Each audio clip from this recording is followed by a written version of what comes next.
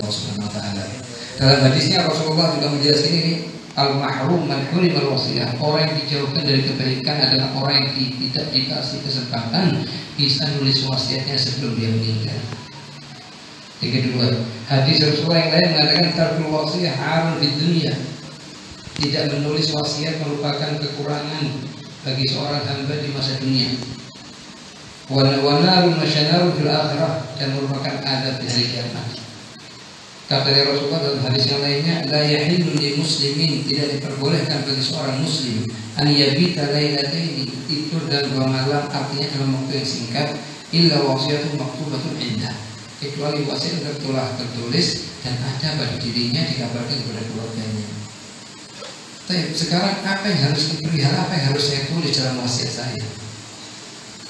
Ada beberapa perihal sangat penting, dan perihal ini adalah perihal yang sangat lumrah dikerjakan oleh salafus saleh di beberapa tempat di Haramain Syarifain dan di seluruh tempat di kota Hadramaut. Bagaimana cara penulisan wasiat itu tersebut? Yang pertama, kita beli satu buku tulis, kita beli pulpen, kita tulis, saya wasiatkan kepada ahli waris saya, istri saya atau anak saya, fulan saudara saya, beberapa perkara berikut ini. Jadi metode menulis wasiat dibagi menjadi 2. Yang pertama, wasiat-wasiat dari kita sebagai orang tua, permohonan kepada anak agar mereka mengamalkan beberapa amalan yang sangat penting, yang sangat besar dan sangat dibutuhkan oleh mayit dalam kuburnya. Yang tiap masalahnya mempunyai dalil dari kitab dan sunnah ataupun amalannya salafus saleh. Yang perihal yang kedua, nasihat-nasihat dari kita kepada anak keturunan kita agar mereka sesuai dengan jalur yang kita lampaui di masa dunia kita, yang kita ambil dari guru-guru kita dengan sangat mutasil sampai kepada baginda Rasulullah SAW. Karena inna hadad din dinul isnad, agama ini agama yang punya sanad. Laula isnad la qala man syaa bima syaa la ahkam. Kalau karena isnad semua orang bisa bicara semua sendiri. Ataupun kita mau belajar agama, harus kita belajar kepada guru-guru yang punya sanad bersambung kepada Nabi Muhammad SAW. Tidak diperbolehkan dan tidak dibenarkan kita ngambil ilmu agama dari manapun yang kita inginkan sesuai keinginannya kita, bukan masyarakat. Tapi harus mempunyai sanad dulu. Dari mana kita ambil dari fulan dari mana gurunya dari fulan dari mana gurunya dari fulan, sampai sangatnya sambung ke Nabi Muhammad SAW. Sebagaimana masyayikh yang hadir malam ini harus dari golongan Ahlus Sunnah wal Jamaah, wajib. Mereka adalah penerus apa yang dikerjakan oleh Nabi Muhammad dan para sahabatnya dan para ahlul baitnya. Di antara perihal-perihal yang sangat dianjurkan untuk kita tulis dalam wasiat kita, yang pertama kita wasiat kepada keluarga kita. Kalau saya meninggal, tolong dibacakan 30 juz Al-Quran di makam saya.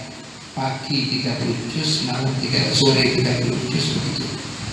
Untuk 2 hari, hari ketiga, hari keempat. Dan ini amalan dikerjakan oleh sahabat di kota hari. Sangat lumrah sudah. Jadi kalau ada meninggal mayit sudah dimakamkan, sudah ada sekitar 15 orang kok mengelilingi makam tersebut. Tiap orang makan 2 juz, setelah zakat mereka 1 jam selesai. Sore mereka kumpul lagi ke makam tersebut, 2 juz selesai. Tergantung nanti keluarganya ingin kita 1 hari atau 2 hari atau 3 hari atau 7 hari. Dan ini fadilahnya sangat besar. Yang pertama kali melakukan secara sempurna semacam ini adalah Al-Imam Al-Mujtahid Muhammad bin Idris Asy-Syafi'i radhiyallahu anhu warḍah. Beliau duduk di makam gurunya Laits bin Sa'ad dan membacakan 30 juz Al-Quran. Dan telah dikerjakan, beliau mempunyai dalil. Beliau mujtahid mutlak yang tidak mengerjakan apapun kecuali punya dalil kitab dan sunnah. Beliau mengambil dari apa yang dikerjakan para sahabat, dan para sahabat mengambil dari hadis-hadis Nabi Muhammad SAW. Itu perihal pertama yang selayaknya kita tulis dalam buku wasiatnya kita, untuk kita minta kepada ahli waris kita setelah panjang umur sehat walafiat bisa mereka mengerjakan hal ini buat kita. Yang kedua, masyarakat hadirin, kita tulis untuk dibacakan kepada kita la ilaha illallah sebanyak 70.000 kali. Dinamakan dengan Atikah Kubro. Atikah Kubro yaitu pembacaan la ilaha illallah sebanyak 70 kali. Rasulullah mengatakan dalam sebuah hadisnya, man qala la ilaha illallah sab'ina alfa marrah kana fidaan lahu minan nar. Barang siapa membaca la ilaha illallah sebanyak 70.000 kali, maka akan jadi penghapus dosa dari neraka jahanam. Dan ini sangat dianjurkan, semua amalan yang kita tulis wasiat sekarang kita anjurkan untuk kita amalkan kepada kedua orang tua kita yang telah pulang ke rahmatnya Allah. Tidak ada satupun yang hadir di masjid ini kecuali punya orang tua atau kakek atau nenek yang telah pulang ke rahmatnya Allah. Kalau kita ingat sama mereka, kita diingat. Madzakar dzikir wa nasi musib. Barang siapa yang dilupakan, dilupakan. Tidak ada satupun dari kita kecuali kerabat yang telah meninggal. Itu yang kedua, masyarakat hadirin. Yang ketiga yaitu pembacaan Atikah Sughra, yaitu pembacaan subhanallah wa bihamdih sebanyak 1000 kali. Kita tulis di wasiat kita. Saya wasiatkan kepada kalian, tolong bacakan pagi itu 1000 kali dari subhanallah wa bihamdih, sore 1000 kali. Punya dalil, tidak ada yang pakai dalil kita bicara. Baik dari Al-Quran atau hadis atau aqwal ulama mushalihin. Yang ketiga, yang keempat yaitu pembacaan surat Al-Ikhlas sebanyak 100.000 kali. Disebutkan dalam sebuah hadis, man qara qul huwallahu ahad mi'ata alf marrah nada munadin min qibalillah ala inna fulan ibna fulan atiqallahu minan nar. Barang siapa membaca surat Al-Ikhlas 100.000 kali, maka akan datang panggilannya Allah, sesungguhnya hamba fulan bin fulan telah Allah bebaskan dari neraka jahanam. Yang kelima, masyarakat hadirin, adalah at-tasadduq, sedekah. Walasiyama, apalagi sangat dianjurkan sebelum mayit dimakamkan. Adatnya salafus saleh di kota Hatarim Hadramut mengambil berapa puluh kilo beras diniatkan untuk kafarahnya mayit. Jadi mungkin mayit ini selama hidupnya pernah sumpah atau pernah mengerjakan perihal-perihal yang wajib mengeluarkan kafarah dan belum dikeluarkan kafarahnya. Ini amalan sangat dikerjakan di kota Hadramut dari Hadramut. Yang selanjutnya adalah kita wasiatkan untuk mereka lakukan kepada kita atau kita lakukan kepada orang tua kita yang telah meninggal, namanya sholatul unus fil qubur, yaitu sholat 2 rakaat. Tiap rakaatnya baca ayat kursi 1 kali, al-hakumut 1 kali, dan surat Al-Ikhlas sebanyak 11 kali. Kemudian setelah sholat kita ucapkan Allahumma inni shallaitu hadhihi shalah wa ta'lamu ma urid. Ya Allah, aku telah sholat ini dan kamu tahu hajatku apa. Fab'ath thawabahi rabb ila ghabri fulan ibn fulan. Maka sampaikan pahalanya ya Allah kepada makamnya fulan ibn fulan. Dan itu detik yang sama Allah mengutus 1000 malaikat membawa 1000 hadiah untuk mayit yang kita sholatkan. Cara niatnya usolli sholatul unus juga berkata li fulan ibn fulan adaan lillahi ta'ala Allahu akbar.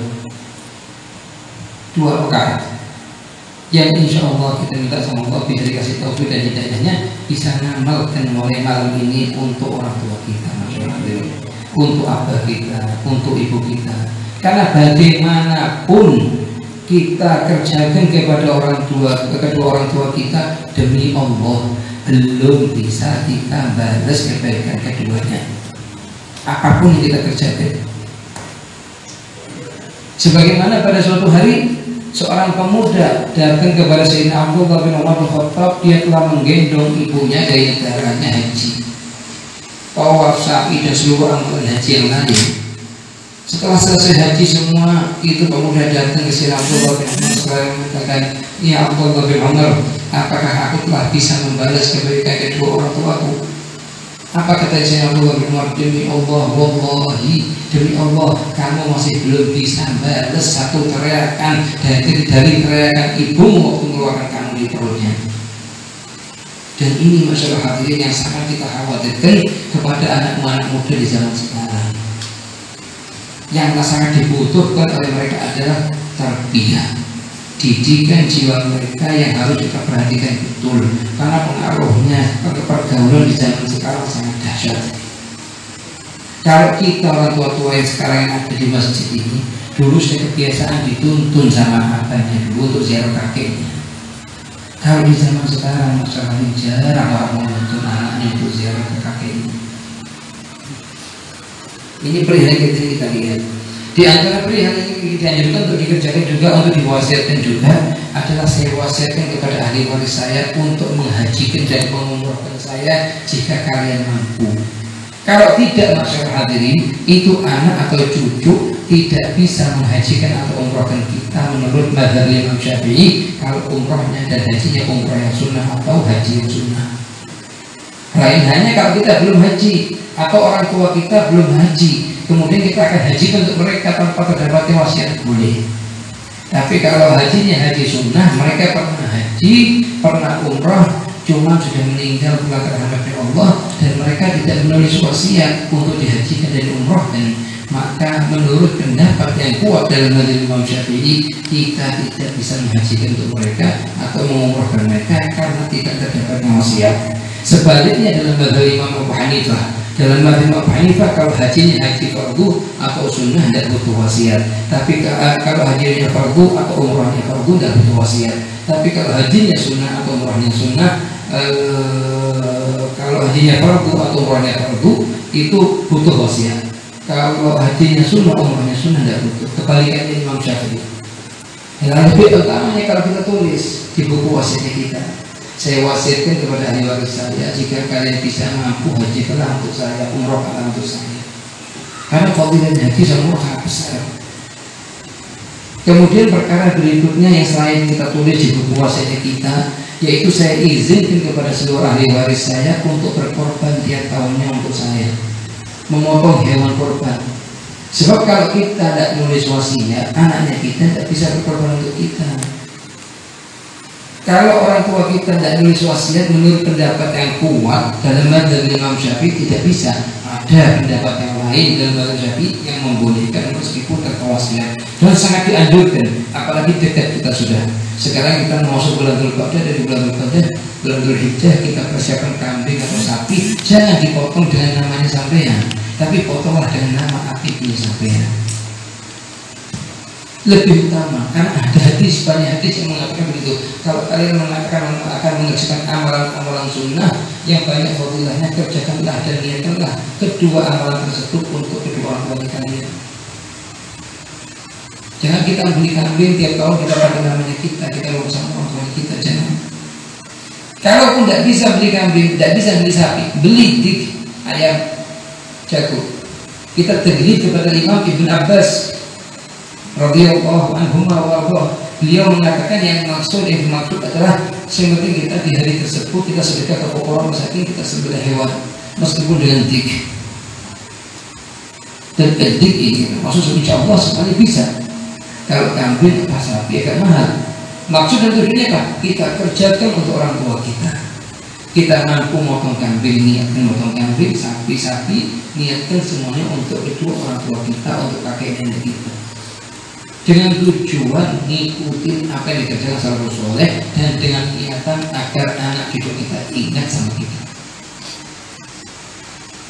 Dan diantaranya masyarakat ini yang harus kita tulis wasiat juga kita kepada ahli warisnya kita, yaitu perihal membangun masjid. Kita tulis, saya wasiatkan kepada kalian untuk membangun masjid ataupun urunan bangun masjid. Kalau misalnya ada satu tempat lokasi mau dibangun masjid butuh 1000 meter, per meternya dijual sekian, kita beli 1 meter untuk abah, 1 meter untuk ibu, pahalanya kita untuk mereka berdua, karena fadilahnya sangat besar sebagaimana yang kita baca. Nah,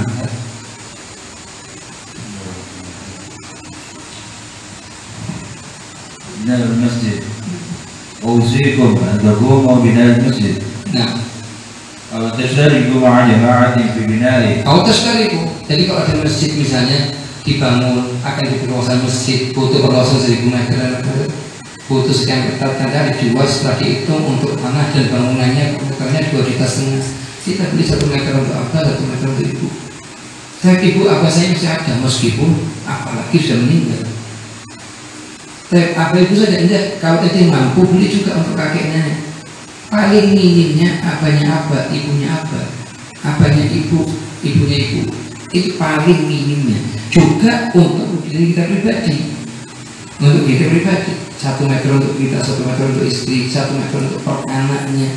Jadi kira-kira kita perkirakan, kita posisikan kalau kita masuk liang kubur, kemudian keluarga kita melupakan kita, ada amalan-amalan yang sudah siap bekal untuk perjalanan yang panjang.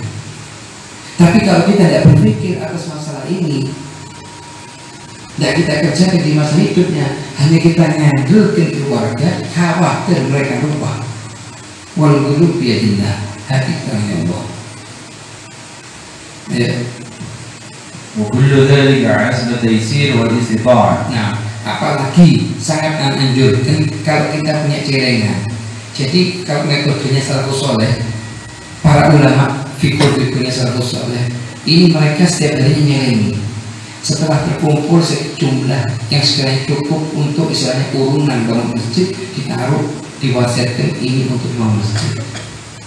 Atau kalau sudah ada yang di zaman masa hidupnya, dia beli 1 meter, 2 meter untuk dirinya dia.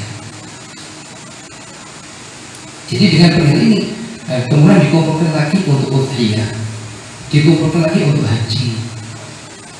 Wasiatnya kepada ahli warisnya, kalau saya meninggal, ambil dari sini gunakan ini, ambil dari sini gunakan ini, ambil dari ini. Ini kalau mampu, kalau tidak mampu ma'adzur. Kalau tidak mampu ma'adzur. Yang paling penting kita tulis wasiatnya dulu, mungkin digerakkan sama Allah SWT hati anak cucunya kita atau cicitnya kita untuk mengerjakan hal tersebut pada kita. Ya. وأن تجعل ذلك وقفا. Wa anta ja'al dzalika waqfan, jadikan wakaf. Nah, ثم تجعل ثواب ذلك لي. kemudian niatkan hibah dan pahalanya untukku. Ya. وقد قال رسول الله صلى الله عليه وسلم من بنى لله مسجدا صغيرا كان كبيرا. Barang siapa yang membangun untuk Allah Subhanahu wa taala, artinya lillahi di sini bangun masjid bukan untuk namanya dia atau perihal-perihal yang lain yang hanya sebatas untuk hawa nafsu, tapi lillah. Dengan pengertian kalaupun masjidnya setelah dibangun dinisbahkan untuk orang lain, ya, yang penting kita untuk Allah SWT.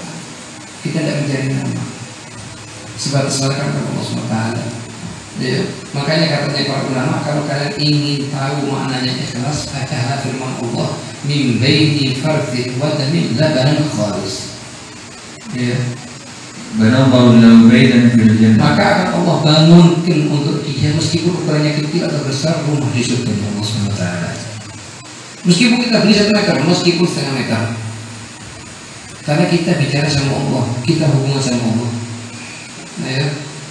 وقال رسول الله صلى الله عليه وسلم من بنى لله مسجدا ولو تمم حسن قطعة لبيتها بنى الله له بيتا في الجنة. Barang siapa yang bangun masjid meskipun hanya seukuran sangkar burung, itu sama Allah dibangun rumah di surga Allah. Kalau di kota Dari dengan sekecilnya itu, hampir setiap rumah mesti ada masjidnya. Misalnya ada satu orang punya rumah 100 meter, diambil ukuran 2 dari 3 meter, diwakafkan ke masjid. Diniatkan supaya dia dan keluarganya kalau bulan Ramadan bisa sebulan penuh di masjid, iktikaf. Kalau kita tidak mampu, tidak masalah. Atau rumah yang kita tinggali bukan rumahnya kita, rumah sewa dan lain-lain, tidak masalah mampu. Tapi kalau ada tempat yang akan dibangun masjid dengan cara urunan semacam itu, usahakan kita nomor 1 kalau kita mampu tanpa maksa diri.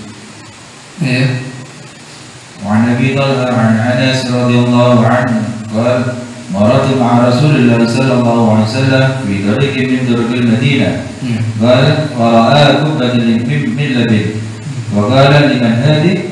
قيل لفلان وقال أما إن كل بناء وبال على صاحبه يوم القيامة. Kalau Rasulullah melihat di suatu jalan ada orang bangun rumah, kami tanya ini punya siapa? Punya fulan, punya fulan. Kata Rasulullah, seluruh bangunan akan jadi musibah bagi pemiliknya, kecuali yang digunakan untuk membangun masjid akan mendatangkan pahala bagi pemiliknya. Dan ini kita bukan semua mampu membangun masjid. Kita bilang kalau kita tidak mampu 1 meter, 2 meter kita beli. Ya. Dan yang paling penting juga kita anjurkan kepada seluruh takmir masjid. Setelah kita selesai pembangunan masjid, usahakan masjid itu punya pemasukan tetap. Dengan pengertian ada toko atau sawah atau tempat-tempat yang diwakafkan kita beli tempat tersebut. Setelah kita beli, kita sebagai masyarakat karena siapa ingin beli, ingin nyumbang di tempat ini, hasilnya kita masukkan kepada masjid. Misalnya kita beli sawah 1 hektar atau kita beli pertokoan, diwakafkan bukan untuk masjid, diwakafkan untuk kemaslahatan masjid, sehingga masjid tidak perlu bantuan masyarakat, bahkan bisa masjid bantu masyarakat. Dan ini sering terjadi di kota Haramain Syarifain. Hampir setiap masjid di kota Haramain Syarifain punya pemasukan tetap. Jadi sekarang bangun masjid di sini ada 2-3 hektar sawah diwakafkan untuk masjid ini. Setiap 3 bulan, 6 bulan sekali ada hasil panen masuk ke sini. Ini sangat kita anjurkan. Bahkan tidak satu masjid pun di kota Tari Hadramaut kecuali punya wakaf yang sebagai penghasilan masjid tersebut. Sangat kita anjurkan kenapa? Agar masjid mempunyai penghasilan tetap dan bisa membantu kebutuhan masyarakat sekitar. Jadi seakan-akan masjid itu kalau bagi orang tua, bagi masyarakat sekitar, ya. إلا ما كان في مسجد أو بناء مسجد. نعم. وقال ثم مر فلم يرها. فقال ما فعل ذي القبة؟ قال قلت بلغ صاحبها ما قلت فأدامها. فقال رحمه الله. وقال الإمام الحبيب أحمد بن زين الحبشي رضي الله عنه يسن بناء المسجد للأحاديث ولو اشترك جماعة في ذلك بني لكل منهم بيت في الجنة. Katanya Habib Ahmad bin Zaid Habsyi yaitu murid Habib Abdullah bin Abdul Haddad.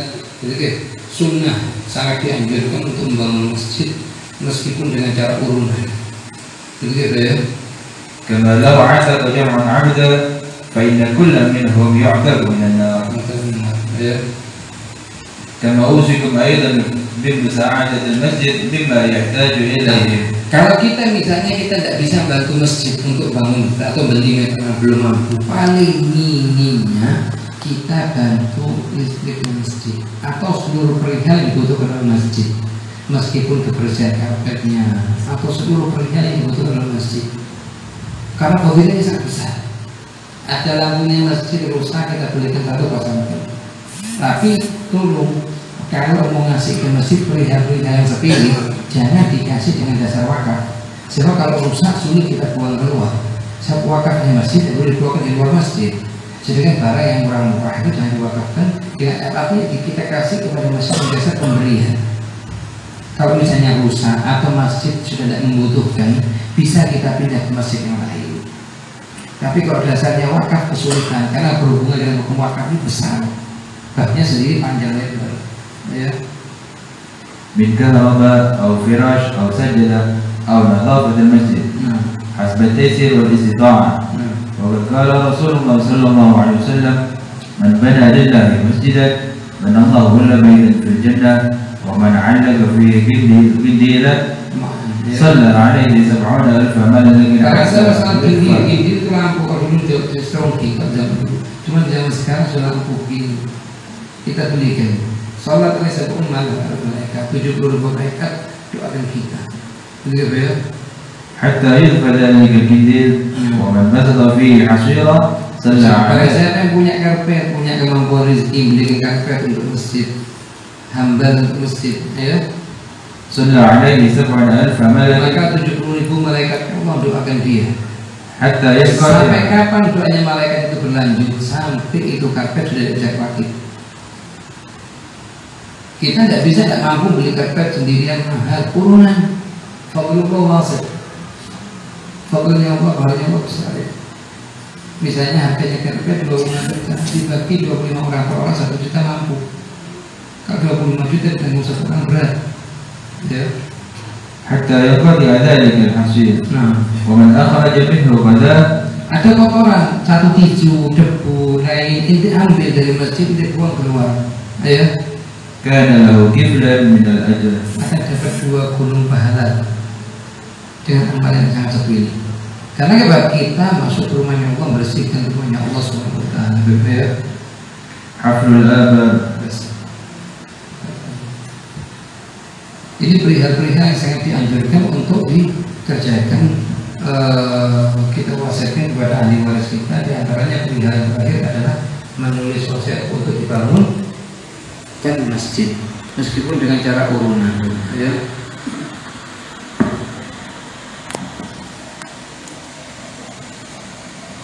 Bismillahirrahmanirrahim. Allahumma shalli ala sayyidina Muhammad wa ala ali sayyidina Muhammad. Akan memotong kuku. Di antara perihal-perihal masyarakat ini yang sering terjadi di masyarakat, bahkan diri kita sendiri kadang, itu perihal-perihal yang merupakan adat istiadat, bagaimana kita rubah menjadi ibadah. Perihal adat istiadat, motong kuku perihal istiadat ini setiap minggu kita kerjakan, 2 minggu sekali kita kerjakan. Bagaimana perihal adat istiadat ini berubah jadi ibadah. Jadi kalau kita tidak heran kalau ada satu orang arif billah mengatakan, aku tidak pernah mengerjakan amalan-amalan yang mubah, amalanku hanya berputar antara wajib dan sunnah. Apakah mereka tidak tidur? Apakah mereka tidak masuk dan keluar? Apakah mereka tidak pakai sandal? Apakah mereka tidak motong kuku? Perintah yang mubah semua ini.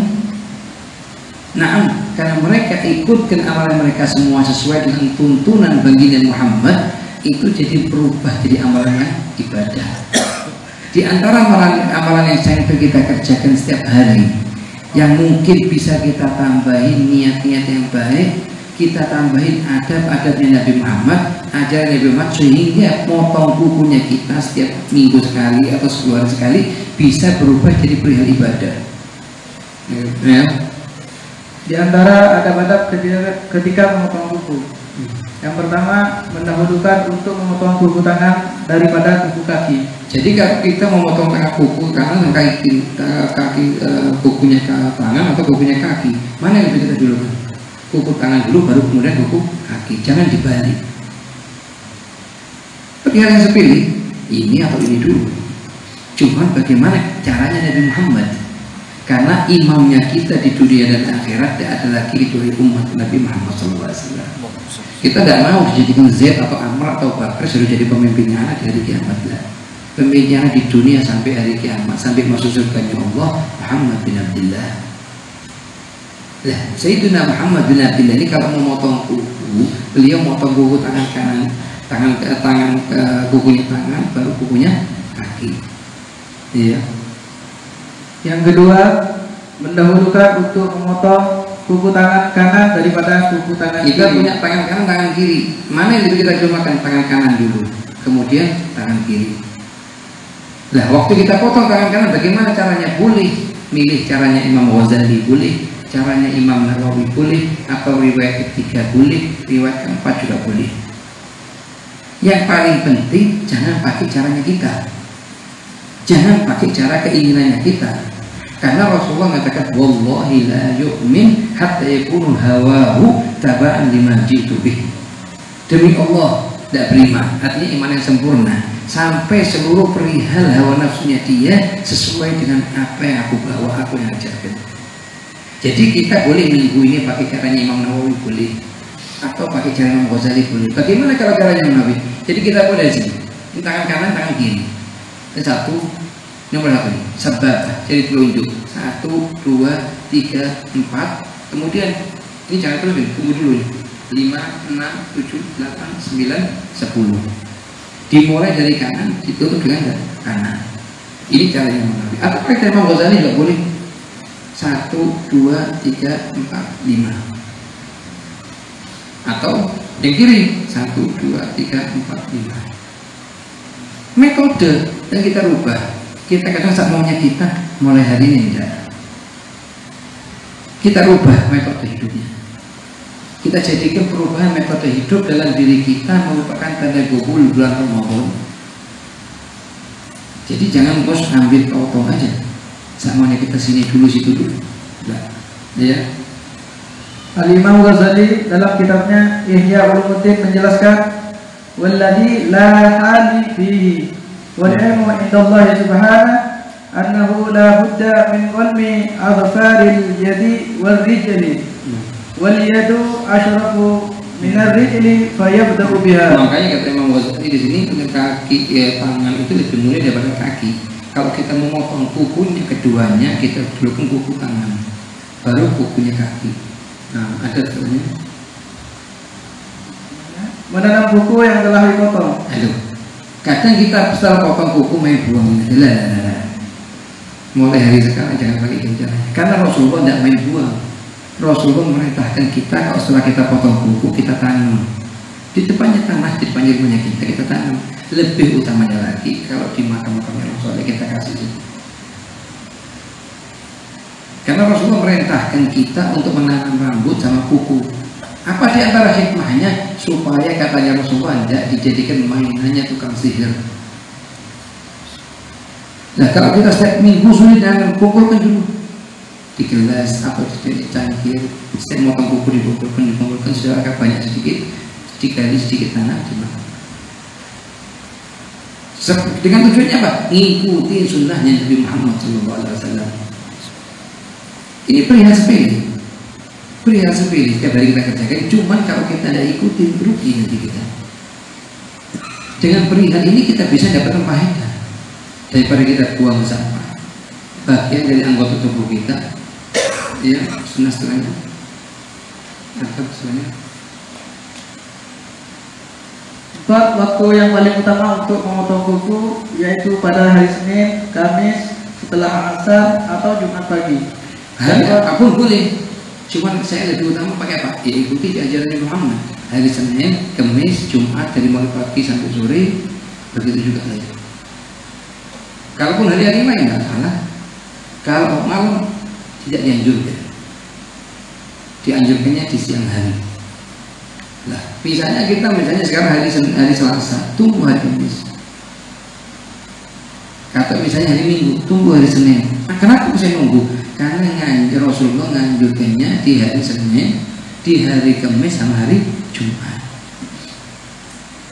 Jadi semua perihal hidupnya kita harus sesuai dengan tuntunnya Nabi Muhammad SAW. Ya. Berdasarkan sabda Rasulullah SAW, man qallama adfarahu yawmal jum'ah wuqiya minasu'i ila mithliha. Baik, para siapa yang memotong kukunya di hari Jumat maka dijauhkan sama Allah dari seluruh musibah sampai Jumat berikutnya. Dijauhkan dari seluruh penyakit sampai Jumat berikutnya. Kita hanya bisa hari apapun kita kerjakan, tapi ikuti sunnahnya Nabi Muhammad SAW. Ya, benar berikutnya. Dianjurkan untuk memotong kuku pada pagi hari atau siang atau sore hari. Itu punya waktu dari mulai subuh sampai sebelum malam maghrib untuk potong kuku. Tapi kalau malam tidak dianjurkan untuk potong kuku. Kenapa? Karena akan menimbulkan efek samping kurang bagus untuk kesehatan kita. Menurut ahli kedokteran. Dan ini sangat dianjurkan oleh ulama ahli hadis untuk tidak memotong kuku di malam hari. Haram hukumnya bukan, makruh bukan. Tidak dianjurkan karena berpengaruh negatif atas kesehatan tubuh kita. Ya, selanjutnya. 6. Tak kalah memotong kuku, maka niatkanlah untuk mengikuti perintah syariat dan juga supaya innamal a'mal binniyat. Kita sering dengar hadis Rasulullah innamal a'mal binniyat. Itu usahakan kita masukkan cahayanya Nabi Muhammad itu ke hati kita. Sehingga seluruh perihal yang akan kita kerjakan kita niatkan untuk itu sunnah Muhammad. Sebelum potong kuku kita ucapkan nawaina bitaglibul afdhar ala nawa nabiyuna Muhammad wa salafus salih. Ya Allah, saya niat dengan potong kuku saya ini sebagaimana niatnya Nabi Muhammad dan salafus salih. Jangan terus main potongan, tunggu dulu ke 1 menit. Bahkan tidak sampai 1 menit ini, itu kan detik. Kita ucapkan di hati kita tanpa kita lafazkan, ya Allah, saya niat dengan memotong kuku ini sebagaimana niatnya Nabi Muhammad, sebagaimana niat salafus saleh, dan seluruh niat yang mereka ketahui kecuali Antum ya Allah. Kecuali Antum ya Allah. Dengan begini berubah sudah potongan kukunya kita berpahala semuanya. Kalau tidak akan ingat. Dan seluruh perihal amalan sepele-sepele semacam ini harus kita wajibkan. Harus kita lihat. Begitu memotong kuku dilihat adabnya memotong kuku apa aja 1, 2, 3, 4, 5, 6, 7, 10, 18. Supaya apa? Hari ini motong kuku menjaga ibadah. Apa yang ibadah dikerjakan hari ini? Motong kuku. Semua orang ngerjakan, iya beda. Satu orang ngerjakan dengan adabnya Nabi Muhammad, satu orang ngerjakan tanpa adab sedikit pun. Jauh langit sama bumi. Ini setiap pori dapat pahalanya. Ya. Tidak memotong kuku dalam keadaan berhadas besar. Nah, kalau sama lagi hadas besar, ini janabah, itu dengan keluarnya sperma atau hubungan badan, maka jangan dipotong kukunya kecuali setelah dia mandi. Lebih utamanya begitu. Karena sebagian ulama fuqaha Syafi'iyah mengatakan motong kuku sebelumnya atau motong rambut sebelumnya hukumnya makruh. Jadi kita angkat janabahnya dulu, baru kita potong kuku kita, baru kita cukur kumis kita dan lain-lain. Niatnya apa? Agar tidak lepas di badannya kita dapat janabah. Kalaupun dipotong kukunya makruh, bukan haram. Ya, setelahnya 8. Tidak memotong hanya sebagian kuku tangan. Kadang begini, kalau mau kita potong ini kuku, potong semua. Kalau mau kita tinggalkan semua. Jangan dipotong 1, 2, 3, 4 yang lain tinggal. Atau dipotong misalnya 9 yang kanan ini ditinggal, atau yang kelingking ditinggal, jangan. Karena hukumnya makruh dan keluar dari sunnahnya Nabi Muhammad SAW. Qul in kuntum tuhibbunallaha fattabi'uni. Ya Muhammad, katakan kepada umatmu, kalau kamu cinta kepada Allah, ikutilah aku. Semua orang katakan kita ngikutin Nabi Muhammad. Ayo kita tunjukkan dengan amalan. Kalau cuma lisan, semua orang katakan cinta kepada Nabi Muhammad. Semua orang. Sekarang kalau kita dikatakan cinta kepada Nabi Muhammad, nah cinta. Tapi kita coba sekarang. Dari mulai bangun tidur, kita ini ucapkan alhamdulillahilladzi ahyana ba'da ma amatana wa ilaihi nusyur, apa tidak? Ini Nabi Muhammad menganjurkan. Berapa banyak orang yang tidur tidak bangun lagi. Kita cuma hanya diminta dikembalikan sama Allah, dijaga waktu tidur, tidak ada penyakit, tidak ada apapun datang kita, bangun dalam keadaan sehat walafiat, hanya diminta untuk mengucapkan alhamdulillah alladzi ahyana ba'da ma amatana wa ilaihi nusyur. Nah ini kita baca apa tidak? Kemudian bangun tidur rutinitas setiap hari kita. Masuk kamar mandi. Dudukkan kaki kiri apa kaki kanan dulu? Kaki kiri selayaknya. Nah tadi waktu masuk kamar mandi dudukkan kaki mana? Tidak tahu Pak. Nah, kerugian sangat besar kalau kita hidup semacam ini. Terus kita waktu baca doa mana? Bismillah, Allahumma inni a'udzubika minal khubuthi wal khabath. Sampai akhir doa. Baca apa tidak? Kalau apa saya tahu apa. Cuma dibaca apa tidak. Kemudian waktu keluar kamar mandi, dudukkan kaki kanan, seraya membaca ghufranak, alhamdulilladzi adhaba anil adha wa afani. Dibaca apa tidak? Waktu kita masuk ke kamar pakai baju, kita pakai baju, baca alhamdulilladzi kasani hadzal thawb wa razaqani min ghairi hawli minni wa la quwwata, apa tidak dibaca? Mau keluar ke masjid pakai minyak wangi di tangannya atau di bajunya, baca doa enggak? Doanya Nabi Muhammad, Allahumma la ilaha illa anta akhirah, Allahumma shalli ala sayyidina Muhammadin tayyibul mutayyib al-habib mustafa al-mudarrab salatan tunibuna biha kulla maqsad wa maqsad. Dibaca apa tidak? Waktu mau pakai sandal keluar rumah, dudukkan ke sandal kanan apa sandal kiri? Nah, selain sandal kanan, kemudian sandal kiri. Waktu jalan ke masjid, apakah Allah menyasaluka bihaqqi sa'ilin alaikum bihaqqi rahibin, dibaca atau tidak? Kalau sudah dibaca semua, kita syukur, kita bangga, kita minta sama Allah diterima. Kalau belum, kita usahakan ada perubahan usaha demi Allah. Kalau seandainya satu orang kena musibah, apanya meninggal, ibunya meninggal, hartanya dirampok dalam satu waktu, itu musibah dikategorikan ringan dibanding satu sunnahnya Nabi Muhammad kita tinggalkan. Satu sunnahnya Nabi Muhammad kita tinggalkan, ini lebih besar musibah. Sekarang kalau kita tidur sehari, semalam 2 kali, pagi sama siang, malam sama siang, pagi sama siang misalnya, 2 kali kita ketinggalan doa bangun tidur ketika tidur. 2 dikali 360 hari setahun kita baca Al-Fatihah. Kadang kalau orang tua banyak yang baca semua, karena anak yang kecil-kecil SD, SMP, SMA.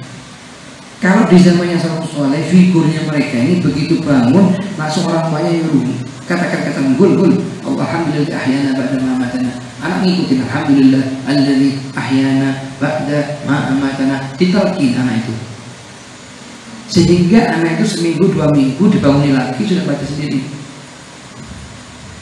Begitu mau masuk kamar mandi dia kan juga masuk kamar mandi begitu aja. Tidak diajarin dulu, diberhentikan di pintunya kamar mandi.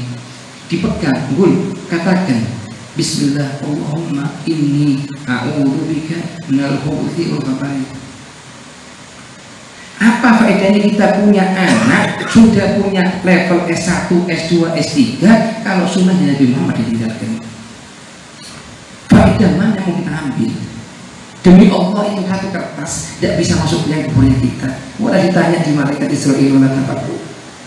Tapi sunnahnya Nabi Muhammad yang kita tinggalkan ke anaknya kita demi Allah lebih afdal daripada miliaran yang kita tinggalkan untuk anaknya kita.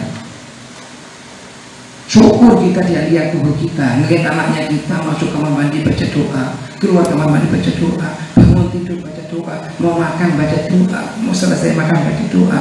Kita di sini melihat kubur itu sangat bangga. Pahalanya masuk ke kita. Mereka makan, minum, masuk karena kita ngajari, kita yang didik.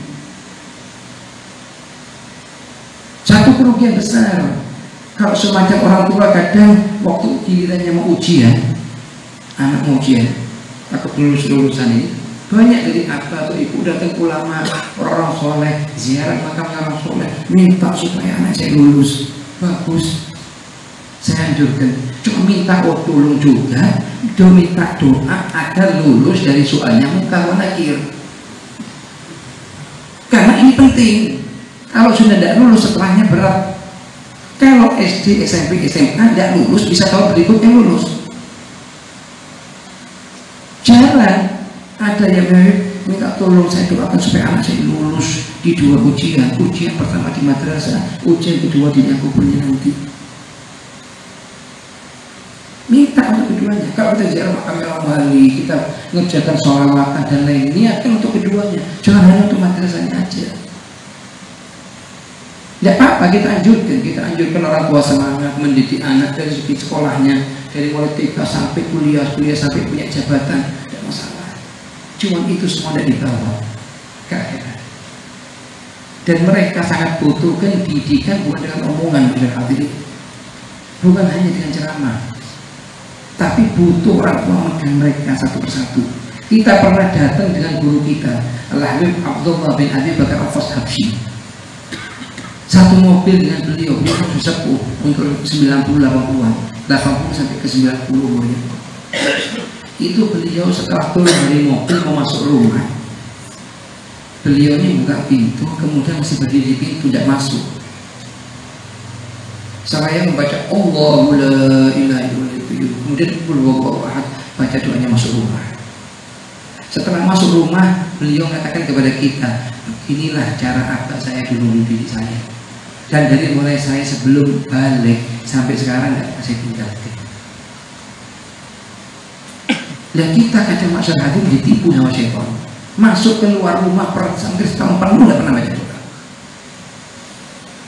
Ini sesuatu menyedihkan di hati kita, kerugian yang sangat besar. Kalau satu orang rugi kerjaannya 1 miliar, sebulan tidak tidur, tegang, ketinggalan satu sunnahnya Nabi Muhammad. Biasa. Ini musibah. Makanya katanya salafus saleh, kafa bi fuqdan rabba bil khair musibah. Kalau sudah tidak ada rasa cemburu, ketinggalan sunnah Nabi Muhammad itu musibah di atas musibah sudah. Apa yang kita bawa? Seluruh yang kita punya dan kita bawa. Cuma ini, kapan 3 biji? Sama halnya kita. Kalau bagaimana kita bisa, kok kita ini punya niat ingin berubah, ingin begini, ingin begitu, cuma kok setannya selalu buat mainan kita, tidak pernah kita ingat. Begitu atau orang ceramah misalnya sehari 2 hari ingat, besoknya lupa lagi, sudah hari ketiga. Karena baca pun tahu dulu. Bagaimana caranya kita bisa ingat dan lupa? Katanya Al-Habib Zain, guru kita Al-Habib Zain bin Ibrahim As-Samit hafizahullah ta'ala wa nafa'ana bih, beliau mengatakan syaitan itu punya 1000 cara untuk melupakan kita. Lah paling tidaknya kita ini punya 1-2 cara untuk mengingatkan kita. Pertama apa misalnya doa bangun tidur, saya ingin mulai sekarang niat, kita niat dari masjid ini, jangan keluar dari masjid ini kecuali kita niatkan 4 perkara kita wajibkan dalam diri kita mulai detik ini. Apa? Bangun tidur baca alhamdulillah ahyana, sebelum masuk kamar mandi wajibkan baca bismillahirrahmanirrahim sampai akhir. Keluar dari kamar mandi wajibkan baca ghufrana. Yang keempat waktu pakai baju baca alhamdulillah saja. Dari mulai kita bangun subuh sudah 4 sunnahnya Nabi Muhammad kita kerjakan. Lah 4 dikali setahun berapa? 1.200 berapa? Kalau $1.200 lah meninggalkan. Tapi begitu 1.200 hasanat, ada yang kerjakan, ada yang enggak. Alasannya lupa. Ini betul penipis. Dan bagaimana kita supaya tidak lupa? Tulis di kertas, taruh di bawahnya bantal. Doanya bangun tidur, doanya akan tidur. Dan sering kita ucapkan hal ini. Kemudian masuk kamar mandi ditempelkan di luar temboknya kamar mandi, doa masuk kamar mandi, doa keluar kamar mandi. Tujuannya apa? Untuk ingatkan kita, untuk kelihatan ingat baca. Anaknya kita, istri kita masuk kelihatan ingat baca. Kalau enggak masuk gini, tidak ada beda. Tidak pernah sekalipun baca setahun penuh. Masuk kamar mandi, keluar kamar mandi baca doa, kerugian berapa juta kerugian yang tidak dapat. Cuma karena kerugian hasanat makanya tidak sedih. Ya. 9. Disunahkan setelah memotong kuku tangan atau kaki untuk mencuci ujung jari-jarinya. Setelah kita mencuci tongkat ini kita cuci. Ya kita gunakan untuk garuk karena akan menyebabkan efek samping yang sangat besar. Di antaranya penyakit baros, lepra dan lain-lain. Oleh karena itu kita sebelum kita benar-benar garuk kita cuci dulu. Ya. 10. Tidak memotong kuku jika masuk bulan Dzulhijjah bagi seseorang yang ingin berkurban. Nah, kalau misalnya bulan Dzulhijjah kita ingin korban kambing atau sapi, dari mulai tanggal 1 Dzulhijjah kita dianjurkan tidak memotong rambut manapun atau kuku kaki, kuku tangan kecuali setelah selesai memotong hewan tersebut. Apa tujuannya? Agar bisa masuk ke dalam saksinya kita apa yang kita amal soleh yang kita kerjakan itu untuk hewan kurban tersebut. Kalaupun kita potong, hukumnya bagaimana? Menurut pendapatnya Imam Syafi'i makruh, tidak haram. Dan menurut pendapatnya Imam Ahmad bin Hanbal hukumnya haram. Ya. 11. Tidak memotong kuku dengan cara menggigit. Ada kan sebagai anak muda, kalau orang tua jarang. Anak muda kan usil. Itu sesuatu perihal yang makruh. Yang katanya para ulama tidak punya dalil dari hadis, cuma dari tajribahnya para ulama bisa menyebabkan kemiskinan. Ya. Faedah 1. Perincian hukum memotong kuku. Jadi memotong kuku ada kalanya sunnah, ada kalanya wajib, tak tarik ahkam. Ya. Yang pertama wajib. Jika terdapat kotoran di kuku, hukum motong kuku ini ada kalanya wajib. Kapan kalau ada kotor-kotor di dalamnya yang bisa mencegah masuknya air wudhu, sehingga wudhunya tidak sempurna, menjadi sebab sholatnya tidak sah. Ya, kadang sebagian anak muda sering ingin memanjangkan sebelah sini atau memanjangkan sebelah sini.